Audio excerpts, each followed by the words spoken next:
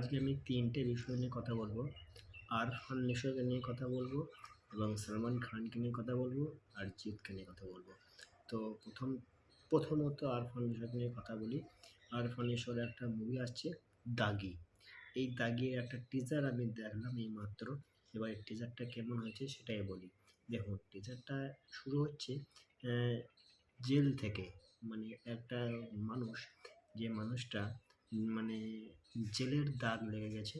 এবারে গল্পটা এটা আরকি যে যার গায়ে জেলের একটা দাগ লেগে যায় তাকে মানুষ অন্যরকমভাবে চেনে। অন্যরকমভাবে সে সমাজের মাঝখানে প্রেজেন্ট হয়। বুঝতে পারছেন? মানে পুরোপুরি আলাদা একটা গল্প। যে মানে জেলের দাগ আরকি। বুঝতে পারছেন তো কি বলতে চাইছি আমি? জেলের আবহাওয়া, জেলের দাগ যার গায়ে একবার লাগে সে দাগ কিন্তু আর মেটে না।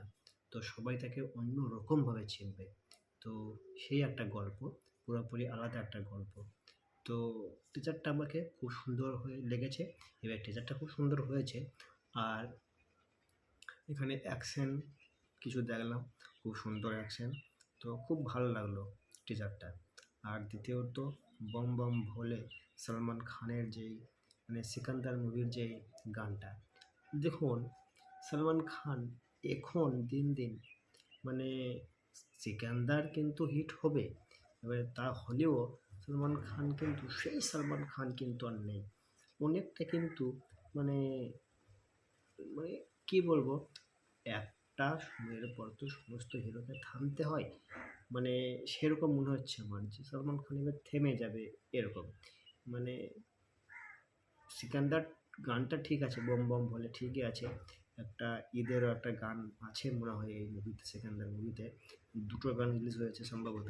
তার মধ্যে একটা এই একটা 'বম বম ভোলে' আরেকটা গান আগে একটা গান বেরিয়েছিল। তো 'সিকান্দার' মুভিটাও ভালো হবে, খুব সুন্দর হবে। কামব্যাক করবে সলমান খান এই মুভিতে।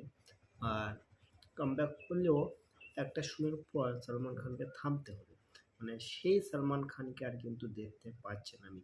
মানে সলমান খান স্ক্রিনের উপরে এলেই একটা দবদবা একটা কিন্তু হতো। সেরকম কিন্তু দেখতে পাচ্ছি না আমি। তো যাই হোক গানটা কিন্তু ভালো হয়েছে, খুব সুন্দর হয়েছে। আর থার্ড যেটা বলবো জিতকে নিয়ে। ফিল্মফেয়ার অ্যাওয়ার্ড, এই যে অ্যাওয়ার্ডগুলো এতে কিন্তু জিতে 'বুমেরাং' যে মুভিটা, ওই মুভিটার কিন্তু নাম আসেনি। বুঝতে পারছেন? মানে জিতের সাথেই পলিটিক্সটা হয় সবসময়। এটা বরাবর দেখে আসছি। এর আগেও কিন্তু অনেক শো বা অনেক অ্যাওয়ার্ড জিৎ কিন্তু পায়নি। তো যাই হোক সেগুলো নিয়ে কথা বলছি না আমি। আমি শুধু একটাই কথা বলতে চাই, আজকে ফিল্মফেয়ারে অ্যাওয়ার্ডে 'বুমেরাংয়ের' কোনো নাম কেন এলো না? 'বুমেরাং' মুভির কোনো নাম কেন আসছে না? তাই না? জিতকে কেন মানে বাংলা জগৎ এভাবে মানে এড়িয়ে দিচ্ছে, এড়িয়ে চলছে জিতকে? জিতের সাথে পলিটিক্স হয় না? অবশ্যই পলিটিক্স হয়। যেটা সত্য সেটা কিন্তু আপনাদেরকে মানতে হবে যে হ্যাঁ, এটা সত্য। তো এই সত্য জিনিসগুলোকে অ্যাভয়েড করলে হবে না। তো জিতের সাথে পলিটিক্স হয় ভাই, খুব ভালোভাবে পলিটিক্স হয়। তো যাই হোক ফিল্মফেয়ার অ্যাওয়ার্ডে জিতের 'বুমেরাং' মুভির যে মানে নামটা আসা উচিত ছিল। 'বুমেরাং' মুভিকে একটা ফিল্মফেয়ার অ্যাওয়ার্ড দেওয়া উচিত ছিল। কারণ বাংলার বুকে ১ম রোবটিক একটা মুভি, মানে সুপার বাইক নিয়ে একটা মুভি, এরকম একটা বিষয় এটা কিন্তু বাংলা জগতে ১ম বার এলো। তাই না? তো এই যে চিন্তা ভাবনাটা এই কনসেপ্টটা কিন্তু আলাদা একটা কনসেপ্ট। আর জিৎ কিন্তু খারাপ হিরো নয়। Superstar hero, megastar hero. যে সে খারাপ হিরো হতে পারে? জিৎ এই রিসেন্টলি তো 'খাঁকি দ্য ব্যাকগ্রাউন্ড চ্যাপ্টারে' হিন্দিতে কাজ করছে। তাহলে তাহলে জিতকে এরকম কেন করছেন আপনারা? তো যাক সেটা বলছি না, মেইন কথা হচ্ছে এটাই আমার কারণ, বলার একটাই কারণ যে জিতের সাথে পলিটিক্স হয় এটা কেন? জিতের সাথে সবসময় বরাবরই পলিটিক্স হয়। তো যাই হোক উচিত ছিল 'বুমেরাং' মুভিকে কিছু একটা অ্যাওয়ার্ড দেওয়া। তো সেটা দেয়নি। তো যাই হোক কি আর করবো? কিছু করার নেই আমার। তো সবশেষে একটা কথা বলবো, জিতকে এই যে 'বুমেরাং' মুভিটা, এই মুভিটার জন্য একটা অ্যাওয়ার্ড দিতে ছিল।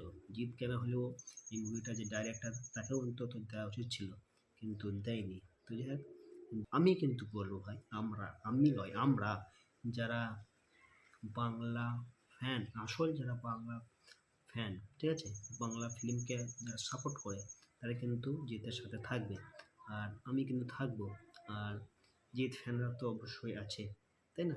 তো আমি কিন্তু বলবো জিৎ অবশ্যই ভালো হিরো, অবশ্যই ভালো হিরো, ঠিক আছে?